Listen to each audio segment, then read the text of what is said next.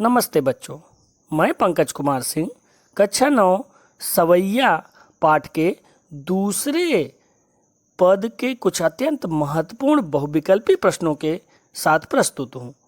दूसरा पद जिसकी प्रथम पंक्ति है, या लकुटी अरु कामरिया पर राज तिहु पुर को तज डारों।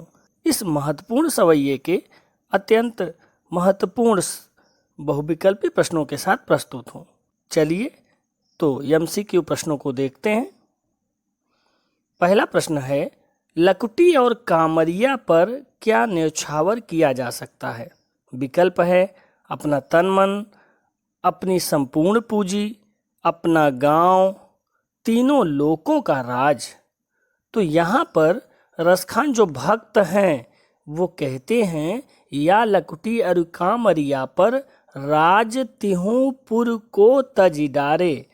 मैं लाठी और कंबल पर राज तिहु पुर को, तीनों लोकों के राजपाट को तज डारो त्याग सकता हूँ। यानी घा विकल्प तीनों लोकों का राज वो त्याग सकते हैं, और वो तीनों लोगों का राज कृष्ण की लाठी और कंबल के लिए त्याग सकते हैं। तो यहाँ पर घा विकल्प तीनों लोगों का राज सही होगा।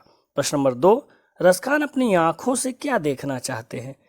अपनी प्रियतमा को, ब्रज के वन बाग और तड़ागों को, अपने घर को, या प्राकृतिक सौंदर्य को।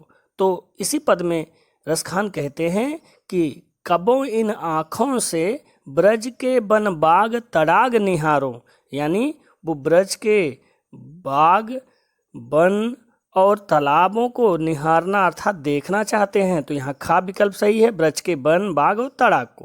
प्रश्न नंबर 3, रसखान ब्रजभूमि के करील कुंजों पर क्या न्यौछावर करना चाहते हैं?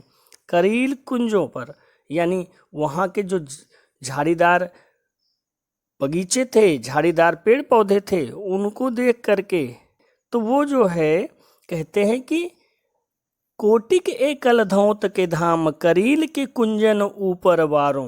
करील के कुंजों के ऊपर मैं करोड़ों सोने के महलों को त्याग कर सकता हूँ। इसलिए यहाँ पर गा विकल्प सोने के करोड़ों महल सही है। प्रश्न नंबर 4, सिद्धियाँ और निधियाँ कितनी मानी गई हैं?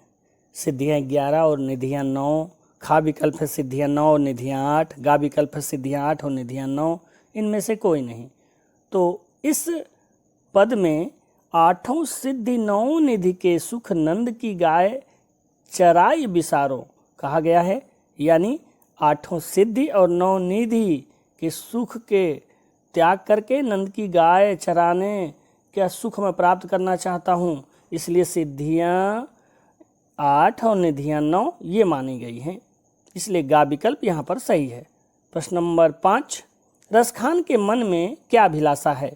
वे अपनी आँखों से ब्रज के वन बाग और तड़ाग निहारना चाहते हैं, वे ब्रज में घूमना चाहते हैं, वे गोवर्धन पर्वत की सैर करना चाहते हैं। यह सभी कथन सही हैं। तो यहाँ पर इस पद में रसखान कहते हैं कि कबों इन आँखों से ब्रज के वन बाग तड़ाग निहारना चाहते हैं। वो ब्रज के वन बाग और तड़ाग यानी तालाब को। तो यहाँ पर का विकल्प सही है, वे अपनी आँखों से ब्रज के वन बाग और तड़ाग निहारना चाहते हैं। प्रश्न नंबर 6, श्री कृष्ण लाठी और कंबल कब धारण करते थे? जब उन्हें ठंड लगती थी, जब वो जंगल में घूमने जाते थे, जब वो जंगल में गाय चराने जाते थे, या अंतिम में खा और गा यानी जंगल घूमने और गाय चराने दोनों सही है। तो इसका ही उत्तर है, जब वे जंगल में गाय चराने जाते थे तब लाठी और कंबल धारण करते थे। प्रश्न नंबर 7, रसखान 8 सिद्धियां और 9 निधियों का सुख किससे बदलने को तैयार है? नंद की गाय चराने को मिलने पर, या श्री कृष्ण के दर्शन मिलने पर, ब्रज में घूमने का अवसर मिलने पर, या इन तीनों विकल्पों में से कोई नहीं। तो रसखान कहते हैं कि 8 सिद्धि 9 निधि के सुख नंद की गाय चराए बिसारो। यदि नंद बाबा की गाय चराने को मिले तो 8 सिद्धि 9 निधियों के सुख का मैं त्याग कर सकता हूँ। यानी नंद की गाय चराने को मिलने पर वो सभी सुख जिसमें 8 सिद्धियाँ और 9 निधियाँ आती हैं बदलने को तैयार है। प्रश्न नंबर 8, कलधौत के धाम का क्या अर्थ है? मिट्टी के महल, सोने चांदी का महल, तीर्थ स्थल, या इनमें से कोई नहीं। तो कलधौत का तात्पर्य होता है सोना, यानी कोटिक एक कलधौत के धाम, करील के कुंजन ऊपर वारों। तो कोटिक करोड़ों सोने के महलों को रसखान कहते हैं कि मैं त्याग कर सकता हूँ यदि मुझे करील के कुंजन का सुख मिल जाए, वहाँ पर उस कुंजन को देखने का सुख मिल जाए। तो सोने के महल, चांदी के महल, यानी खा विकल्प यहाँ पर सही है। प्रश्न नंबर 9, करील का क्या अर्थ है? महकदार झाड़ी, फलदार झाड़ी, कांटेदार झाड़ी, फूल युक्त झाड़ी। तो करील का अर्थ होता है कांटेदार झाड़ी। रसखान कृष्ण के अनन्य भक्त हैं, वो उनके लिए कांटेदार झाड़ियों का भी सुख प्राप्त कर सकते हैं, यानी कांटेदार झाड़ियों से भी उन्हें प्रेम है। वो झाड़ियाँ जहाँ पर श्री कृष्ण बैठे हों, श्री कृष्ण की लीलाएं हुई हों, श्री कृष्ण के क्षेत्र में जो झाड़ियाँ आती हों।